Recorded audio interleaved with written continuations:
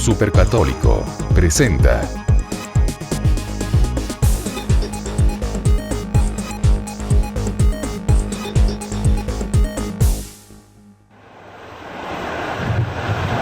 Hoy en este domingo, que ya desde hoy comenzamos a celebrar, la liturgia de la palabra es muy rica en contenido para compartir y sacar una enseñanza. Hoy la Iglesia nos invita a centrar nuestra mirada en el contenido esencial de nuestra fe. ¿Qué es lo que creemos como cristianos y lo que nos diferencia de otras religiones como musulmanes, budistas, judíos, etcétera? ¿Cuál es la distinción? Porque luego para muchos dirán, pues es que también creen en un solo Dios, también creen en Dios, no hay ningún problema, todos son iguales, todas las religiones son iguales. Pues no. Para empezar, ¿qué significa la palabra religión? Viene del latín religare, que significa unión. La religión significa la que me une con Dios. ¿Y cuál es la mejor religión? Pues la que mejor me une con Dios, así de sencillo. La que mejor me une con Dios. Ahora, nosotros como católicos, ¿en qué creemos? ¿Qué es lo que nos distingue? ¿Cuál es nuestra creencia? Las lecturas de hoy son muy especiales. ¿Saben por qué? Porque cada lectura, la primera del libro del Deuteronomio, podríamos decir que nos habla de Dios Padre. La segunda lectura, ¿de quién es? San Pablo, dirigida ¿a quién? A los romanos. Es la lectura del Espíritu Santo. Y el Evangelio, ¿de quién es ahora? De San Mateo. Allí nos habla quién es el personaje central, Jesucristo. Entonces, el Evangelio está dedicado a Jesucristo. Y ya con esto entramos al misterio que vamos a tratar ahora. ¿De quién es? El misterio de la Santísima Trinidad. Dios Padre, Dios Hijo, Dios Espíritu Santo. Como decimos en el Catecismo, ¿cuántas personas hay en Dios? 3. ¿Cuántos dioses hay? Uno solo. 3 personas distintas, un solo Dios verdadero. ¿Dónde está el misterio? El misterio está en la unidad. ¿Por qué? Porque hay un solo querer, una sola voluntad, hay una sola divinidad, un solo Dios. No es de que uno diga una cosa y otro diga, no, yo no estoy de acuerdo en eso. ¿Por qué? Porque hay unidad esencial. Hay la gran diferencia y el gran misterio que encierra este tema. La primera lectura, y ahí quisiera entrar ya al tema de Dios Padre. Dios, Yahvé Dios, se va a revelar en el Antiguo Testamento como el que es. Y la revelación en el libro del Éxodo, cuando Dios le revela a Moisés su nombre, le dice, y cuando el faraón me diga, ¿y tú con qué cartas vienes a presentarte ante mí? ¿Quién te envía? Tú dile, Yahvé me envía. ¿Y qué significa Yahvé? Hay muchas versiones y traducciones, pero esas 4 consonantes que resumen el nombre de Dios, las 4 letras que van a traducirse como Yahvé, y de una pequeña y mala interpretación, algunos lo interpretan como Jehová, pero es finalmente ese tetragrama que es Yahvé para nosotros en la traducción correcta, podríamos decir que entonces Yahvé significa yo soy el que es, el que existe, como haciendo alusión en el verbo de esta traducción como el eterno presente. No encierra a la persona, porque antiguamente el conocer el nombre de alguien era conocerlo plenamente. Yo conozco que te llamas José Luis, yo conozco que te llamas Rosario, yo conozco que te llamas Luis, etcétera. Y entonces ya al conocer tu nombre, yo te conozco. Pero el nombre de Dios no agota a la persona. Cuando dice yo soy, le está diciendo la cualidad esencial de Dios, que es el que existe, el eterno presente, en el que no le llega el tiempo, el que no pasa, que puedan suceder años, millones, décadas, siglos, pero Dios es, Dios existe, por lo tanto no tiene pasado ni tiene fin. Para Él, en Dios no existe el tiempo, solo la eternidad, que es algo que nosotros no conocemos, porque desde que nacimos estamos en el tiempo, pero que conoceremos algún día, si Dios nos da licencia, si Dios nos da la gracia de participar algún día después de nuestra muerte, gozar de la eternidad de Dios. Sin embargo, este Dios hace unas preguntas ahora en el libro del Deuteronomio, y quisiera yo que también las tomáramos como si fueran para nosotros. Lo hacía para el pueblo de Israel y les decía: ¿qué Dios? Nada más díganme ustedes, ¿qué Dios de las divinidades que conocen ha sido capaz de llegar en medio del pueblo donde estaban ustedes esclavos para rescatarlos y llevarlos a la tierra prometida? ¿Qué Dios se ha aventado esos prodigios y milagros como yo los he hecho con ustedes para rescatarlos de la esclavitud?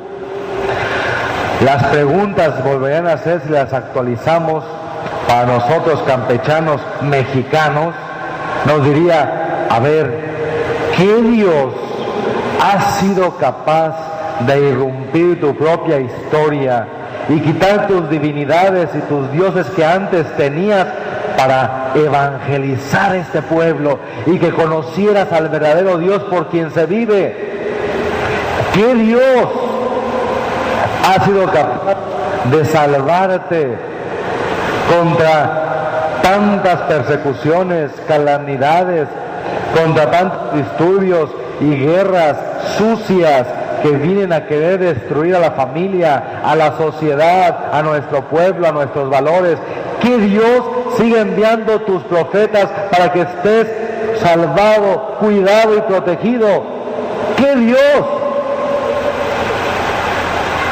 Y no hay otra respuesta más que el único Dios verdadero, que ahora Jesucristo nos ha enseñado a llamarle papá. Abba, papá. Y la palabra Abba, cuando Jesús la utiliza en el Padre Nuestro, que dice: ustedes cuando oren a Dios díganle Abba. Y la traducción de Abba significa papacito, como si fuera un niño quien se dirige a su papá. En nuestra traducción estuviéramos diciéndole papi, papi, una expresión de cariño y de cercanía a Dios.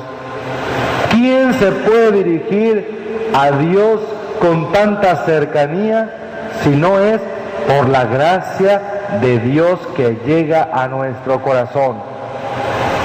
Abba, papá, es el nuevo nombre que nosotros le damos a Dios Padre. ¿Y por quién se lo damos? Porque Jesucristo nos enseñó a llamarle así.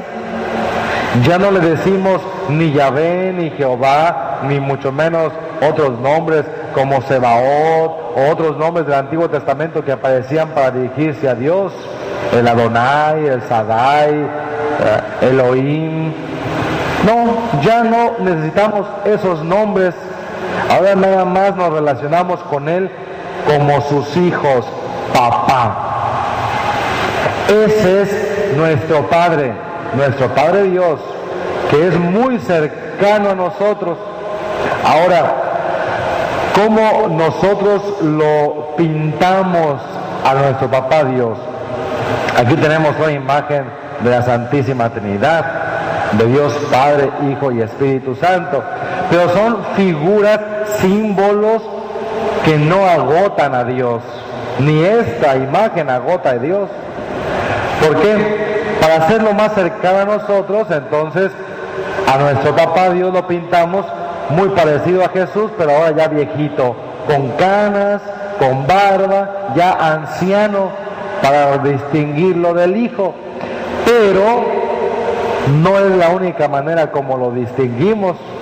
Hay otra figura también, si se fijan en muchas iglesias está a la entrada o arriba un triángulo y en medio un ojo, simbolizando a Dios providente que todo lo ve.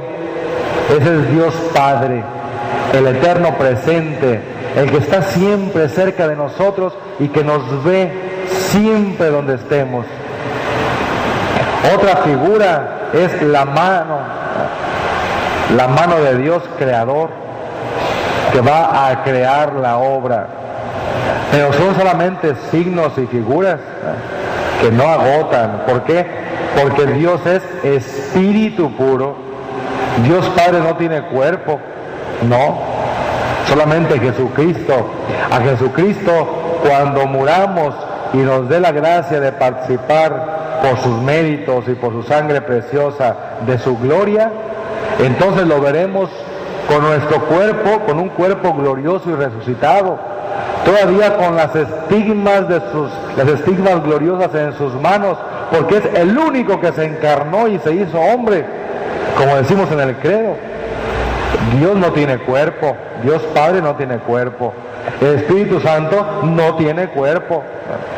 Se dio a conocer, como decíamos ya el domingo pasado en Pentecostés, se dio a conocer a través de lenguas de fuego, se dio a conocer en forma de paloma, se dio a conocer a través del viento que sopla, un viento suave que penetra lo más hondo de nuestro corazón.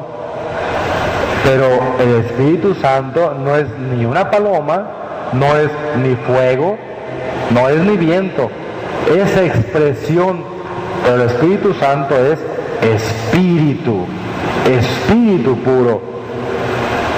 Y ahí entramos a la segunda lectura. ¿Qué nos dice la segunda lectura del Espíritu Santo? La segunda lectura de San Pablo a los Romanos nos dice que los que se dejan guiar por el Espíritu de Dios son hijos de Dios. Los que se dejan guiar por el Espíritu de Dios son hijos de Dios. La pregunta, ¿por quién me dejo guiar entonces yo en mi vida? ¿Por mis instintos? ¿Por mis pasiones? ¿O me dejo guiar por el Espíritu que habita en mí? Por el Espíritu de Dios. ¿Por quién me dejo guiar? ¿Por la carne y el instinto de la carne, que son las pasiones? ¿O por el Espíritu de Dios? Fíjense cómo dice, el mismo Espíritu Santo, aúna con nuestro propio espíritu, da testimonio de que somos hijos de Dios. Y si somos hijos, somos herederos de Dios y coherederos con Cristo, puesto que sufrimos con Él para ser glorificados junto con Él. De ahí que nuestra misión, nuestra tarea en esta vida también incluye el sufrimiento. Aquí está muy claro, lo incluye, aunque le tengamos miedo y aunque lo evadamos y le corramos, algún día nos va a llegar, nos va a visitar el sufrimiento para purificarnos, para prepararnos, a ese encuentro, a ser herederos con Cristo del cielo. Ahora, ¿Dios nos invita a ser felices en esta vida? ¿Sí o no? Claro que sí. Y en la primera lectura nos insiste en este punto.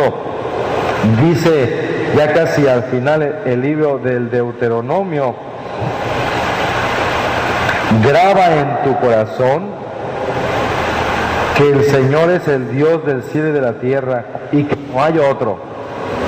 Es decir, no seamos idólatras, solamente hay un solo Dios y a Él lo adoramos en un solo Dios y tres personas distintas. ¿Y cómo vamos a llegar a ser felices? Cumpliendo sus mandamientos, sus enseñanzas, sus preceptos, para que seas feliz tú y tu descendencia. ¿Quieres ser feliz? Cumple los mandamientos. Y así nos dice también la segunda lectura. Para ser herederos de Dios y para ser glorificados con Él, si cumplimos lo que Él nos manda, lo que Él nos pide. Ahora, el Espíritu Santo que habita en nosotros no es un espíritu de esclavos, es un espíritu de hombres libres. ¿Qué es lo que nos esclaviza?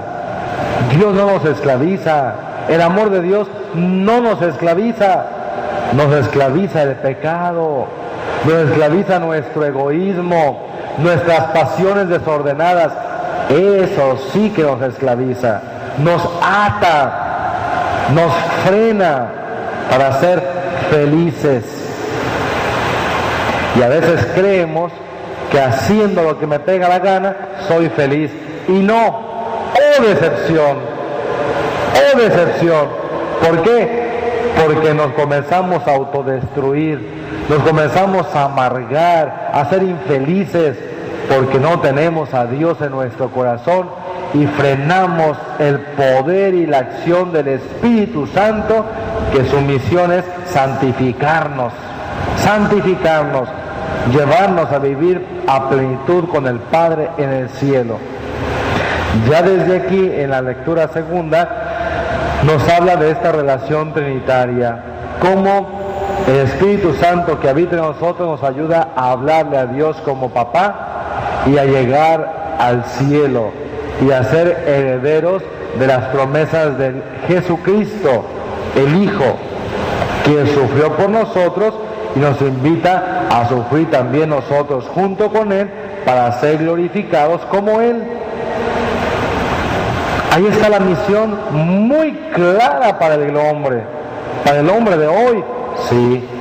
Para el hombre que busca la pasión y la seducción y que busca solamente la satisfacción, sí, porque la felicidad solamente se encuentra en Dios, no fuera de Dios. Y escuchemos un poquito lo que dice el Evangelio y ya entramos al misterio de Jesucristo. ¿Jesucristo es Dios? Sí, también es Dios. Así como el Padre es Dios y hay un solo Dios, el Espíritu Santo que habita en nuestro corazón también es Dios, porque nos lleva precisamente a los grandes misterios de Dios y nos hace ser hijos de Dios. ¿Por qué? Porque es Dios, porque el Espíritu Santo es Dios. Ahora, Jesucristo, sucede algo muy interesante en este Evangelio de Mateo. ¿Por qué? Porque dice, nos ubica en el contexto de la resurrección de Jesús, que se aparece a los apóstoles y algunos, dice, fueron citados en Galilea, en el monte que Jesús ya les había dicho, y cuando lo vieron, se postraron ante Jesús. ¿Qué significa la postración? Significa adoración. ¿Y a quién se adora solamente? A Dios. ¿Y por qué se postran ante Jesús? Porque Jesús es Dios. Porque Jesús es Dios, se postran ante Él. Allí en donde damos un salto cualitativo que nos distingue del judaísmo. Porque para el judío Jesús es solamente un profeta más. Para nosotros es Dios junto con el Padre y el Espíritu Santo. ¿Jesucristo es Dios? Sí. Los apóstoles titubearon, dudaron. ¿Por qué? Porque eran judíos y tenían toda su fe puesta en un Dios que era uno y único, que no había otro Dios fuera de Él. Les costaba, sí, pero una vez que vino el Espíritu Santo sobre ellos, les ayudó a clarificar muchas cosas en su interior y por eso se postraron ante Él. Se postraron ante Él. Y luego, por si nos queda duda, Jesús habla y dice: me ha sido dado todo poder en el cielo y en la tierra. Ah, caray, le ha sido dado todo poder. Es el todopoderoso. Todo poder. Todopoderoso. ¿Y quién es el todopoderoso? Solo Dios. Y Jesús lo reconoce. Y con ese poder lo transmite a sus apóstoles y a sus apóstoles a su iglesia. Vayan y enseñen a todas las naciones, bautizándolas en el nombre de la Santísima Trinidad, en el nombre del Padre y del Hijo y del Espíritu Santo. Y enséñenles a cumplir todo lo que yo les he mandado. Vuelve a repetir lo que ya en la primera lectura nos había dicho: para ser feliz, cumple, guarda mis mandamientos y serás feliz. Jesús lo repite con estas palabras: a ustedes, porque tengo el poder, los delego y les encomiendo que bauticen y enseñen todo lo que yo les he dejado y que lo cumplan, y sepan que yo estaré con ustedes todos los días hasta el fin del mundo. Qué seguridad tan hermosa tenemos como católicos. Dios ha blindado a su iglesia para librarla del demonio. Los poderes del infierno no prevalecerán sobre ella. Dios la ha blindado con la presencia y la acción del Espíritu Santo sobre ella. Y el domingo pasado en Pentecostés recordábamos un año más del nacimiento de la iglesia en Pentecostés. Pues ahora recordamos el misterio esencial de nuestra fe en la Santísima Trinidad, en Dios Padre, Dios Hijo y Espíritu Santo, y que Jesucristo, aunque se fue, sigue con nosotros. Se fue para enviarnos al Espíritu Santo, pero continúa vivo y presente en su iglesia. Y tan continúa vivo y presente en su iglesia que en unos momentos más seremos testigos del gran milagro, al cual les invito a no distraerse. ¿Por qué? Porque el milagro más grande sobre la tierra se realiza en cada Eucaristía. Con las palabras de la consagración, el Espíritu Santo desciende y consagra estos dones para que se transformen en el cuerpo y la sangre de Cristo. Así como cuando descendió en el vientre de María para que se encarnara Jesús, así también en cada Eucaristía desciende sobre esa ofrenda que se presenta de pan y vino para transformarla en el cuerpo y la sangre de Jesús. No celebramos el misterio de la Santísima Trinidad solamente cada año, que quede claro, no, todos los días. La vida del cristiano es una vida trinitaria. Si analizamos la Eucaristía, la Santa Misa, desde que comenzamos hasta que terminamos, estamos invocando el nombre de Dios. ¿Cómo comenzamos? En el nombre del Padre, del Hijo y del Espíritu Santo, santiguándonos. ¿Cómo terminamos? La bendición de Dios Todopoderoso, y se les da la bendición del Padre, del Hijo y del Espíritu Santo. Todos los días, por lo tanto, el misterio de Dios está dentro del misterio de cada cristiano, de cada bautizado. Por esta razón, nosotros, como creyentes, siempre tenemos en cuenta a Dios Padre, Hijo y Espíritu Santo. Hermanos, Ojalá pues que al reconocer al único Dios vivo y verdadero, lo adoremos en su unidad y su Trinidad. Un solo Dios, tres personas distintas, es y debe ser el gran amor de nuestra vida. Enamorarnos de la divina providencia, como también popularmente se le llama, enamorarnos de la Santísima Trinidad, es enamorarnos de nuestro Dios y es permitir que vaya penetrando nuestra vida cada uno de ellos con su acción eficaz que tiene para nosotros.